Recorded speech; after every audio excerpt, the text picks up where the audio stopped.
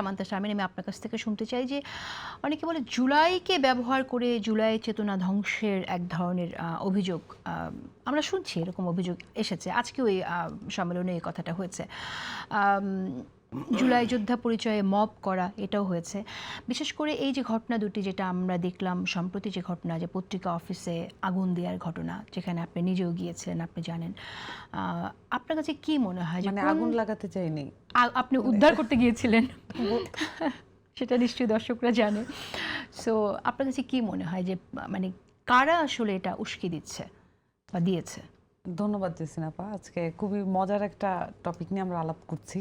আপনাকে আমন্ত্রণের জন্য ধন্যবাদ। আমার সহ আলোচক যারা আছেন সালাম ও শুভেচ্ছা। আসলে আমার একটা জিনিস মনে পড়তেছিল, বলি একটু। মার্কিন মিডিয়া থিওরিস্ট নীল পোস্টম্যানের একটা আলাপ ছিল, amazing ourselves to the death.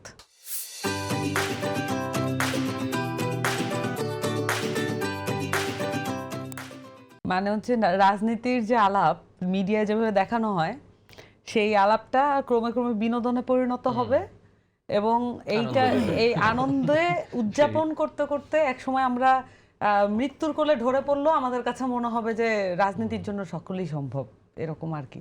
মানে আইডিয়াটা এরকম। সো এখন ধরেন আপনার যে প্রসঙ্গ, এই প্রসঙ্গে আমি ওভারঅল একটু বলি নাকি? তো আমার কাছে যেটা মনে হয় যে ধরেন স্যার একটা কথা বলছিলেন না, পাবলিক ট্রাস্ট। 1980 সালে একটা সার্ভে হয়েছিল। এই 1980 সালের সার্ভেটা যেটা দেখা গেছে যে বাংলাদেশের শহরাঞ্চলে ট্রাস্ট হচ্ছে মিউচুয়াল ট্রাস্ট, এটা হচ্ছে 2.5%, আর গ্রামাঞ্চলের ট্রাস্ট হচ্ছে 4.5%। ওয়ারাস এটা আমেরিকা বা ব্রিটেনের মতো কান্ট্রিগুলোতে এটা 33% হয় হচ্ছে আপনার শহরাঞ্চলে, সরি গ্রামাঞ্চলে, আর 44%-এর মতো হয় হচ্ছে শহরাঞ্চলে। উল্টা আর কি। কিন্তু আপনি দেখেন যে এটা মানে কত পার্থক্য। আমাদেরটা আবার ফ্রান্সের সাথে কিছুটা মেলে, পাবলিক ট্রাস্টটা ফ্রান্সের সাথে মেলে। আর আপনারা সকলেই জানেন যে ফ্রান্স আসলে কি বলা যায় এটাকে, দুরন্ত অপরাধীদের আশ্রয়স্থলও বটে। সো এইটা ফ্রান্সের সাথে মিলাতে যদি আমাদের মনে হয় যে না ভালোই আছি, মানে এটা খারাপ না, তাহলে এটা খারাপ না। কিন্তু পাবলিক ট্রাস্টের অবস্থা আসলে খুব খারাপ আমাদের। এবং এই জায়গা থেকে অনেকগুলো কর্পোরেশন তৈরি হয়েছে বাংলাদেশে, কর্পোরেশন, মিডিয়া মাফিয়া, এবং প্রত্যেকটা কর্পোরেশনের একটা করে হাউস আছে। Then tell me how to speak truth in this country.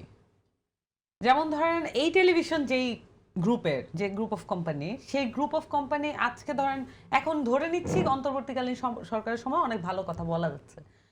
How about after 12 February? Whoever comes into power, I don't know whether I'm going to able to speak the truth or not. So আমার কাছে মনে হয় যে এই যে এইখানে কি কি জিনিস কাজ করে, একটা কর্পোরেট মিডিয়া মাফিয়া দিয়ে যদি আসলে এই হাউসগুলো পরিচালিত হয়, তখন আসলে হাউসগুলার যে মানে পেশাজীবী, মানে যেটা হচ্ছে যেটাকে আমরা বলি হচ্ছে প্রফেশনালিজম, সেইটা তো আসলে ক্ষতিগ্রস্ত হয় হয়তো। তো সেক্ষেত্রে আবার মানে কিছু ফিল্টার ব্যবহার করা হয় এই হাউসগুলোর পক্ষ থেকে। তখন মানে এইগুলো তো মানে বিশেষজ্ঞরা যেই ধরনের ফিল্টারের কথা বলতেছেন, ওনারা বলতেছেন মালিকানা কারা আছেন কোন গ্রুপ অফ কোম্পানি, বিজ্ঞাপন কারা কারা দিচ্ছে, এবং সেই সাথে এইখানে সংবাদ সূত্র কারা কারা, যে পুলিশ না অন্য কোনো সোর্স, আর এখানে যারা হচ্ছে প্রভাবশালী আদর্শ কোনটা। যেমন ধরেন এই মুহূর্তে বাংলাদেশে ভারতের আধিপত্যবাদ বিরোধিতা অথবা সন্ত্রাস বিরোধিতা, এইটা হচ্ছে খুব চল আছে এখন। এই জন্য এটা নিয়ে কেউ যদি কোনো কথা বলে, এটা হাইপে থাকবে, এটা টিআরপি ভালো থাকবে, এটা সবাই শুনবে বেশি। কিন্তু আদারওয়াইজ যদি এখানে আপনি জনগণের একদমই রুট লেভেলের কোনো সমস্যা নিয়ে বলেন, আমার মনে হয় না অতটা হাইপ উঠবে। এটা আমার মনে হয় সাধারণ জ্ঞানই বুঝতে পারছি।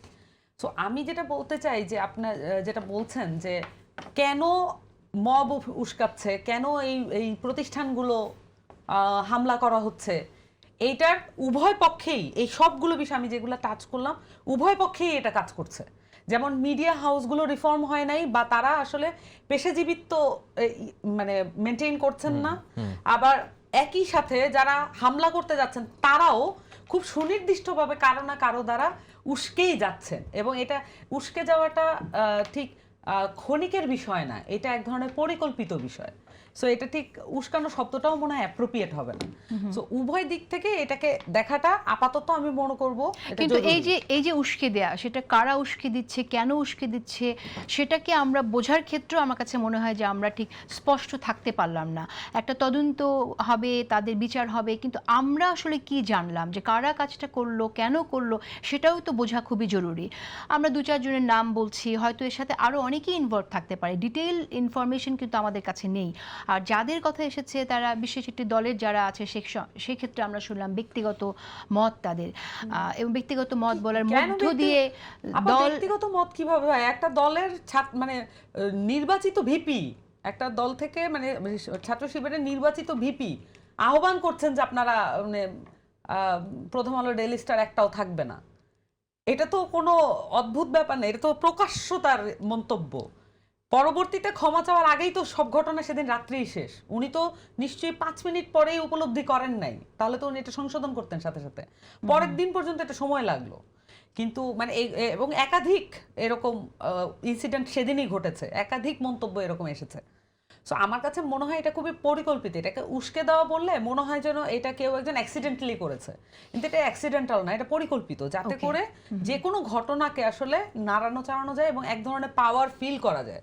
যেমনটা মিডিয়া হাউসগুলো পাওয়ার ফিল করে অন্যকে কন্ট্রোল করার, তেমনটা এরকম নানান দেশে, বিদেশে বসে, বাংলাদেশে বসে নানানজন যখন মব কন্ট্রোল করতে পারে, তার ফোন কল ভয়েসে শুনিয়ে যখন মব কন্ট্রোল করতে হয়, it gives a certain amount of power and feeling of power. এইটা এক ধরনের ম্যাসকুলিনিটি তাদের মধ্যে মানে প্রোভাইডও করে বটে। সো আমার কাছে মনে হয় যে এইটা উভয় দিক থেকেই দেখার বিষয় যেমনটা। এবং এই যে তদন্তের কথাটা বললেন, এই ক্ষেত্রে আমাকে অবশ্যই খুব স্ট্রংলি বলতে হবে যে বাংলাদেশে এই যে তদন্ত সংস্থাগুলো, এগুলাকে আমাদের এখন আসলে ট্যাক্স দেওয়া বন্ধ করা উচিত। আমাদের আসলে একজন নাগরিক হিসেবে ট্যাক্স দেওয়া বন্ধ করা উচিত। তদন্ত মানেই এখন সন্দেহজনক বিষয় যে এই ব্যাপারটা আড়ালে করছে চলে তো গেল না। কিনা।